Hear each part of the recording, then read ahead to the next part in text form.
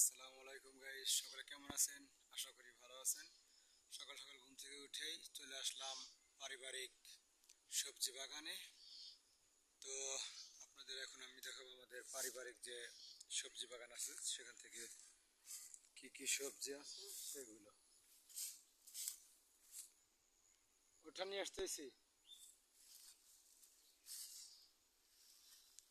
তো দেখাচ্ছি, দেখুন ডাঙ্গা, দেখেন ডাঙ্গা কত বড় বড় ডাঙ্গা, পারিবারিক সবজি বাগানের ডাঙ্গা। অনেকগুলো হাইলা পড়ছে দেখতে পাচ্ছেন, ডাঙ্গা।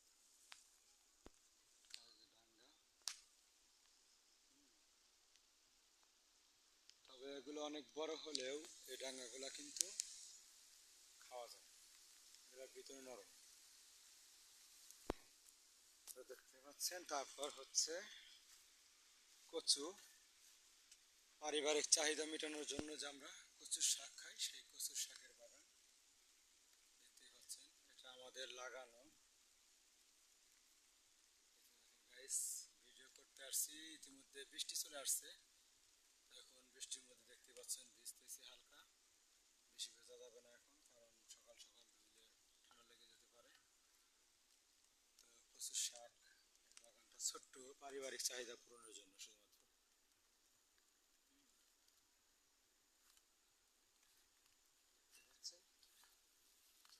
তারপর হচ্ছে যে হলুদ।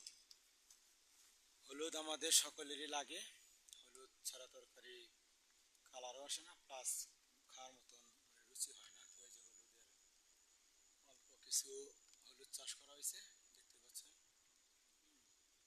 3 লাইনের হলুদ, এই যে সারিভাবে ছোট করে অল্প করে অল্প কিছু হলুদ চাষ করা হয়েছে দেখতে পাচ্ছেন।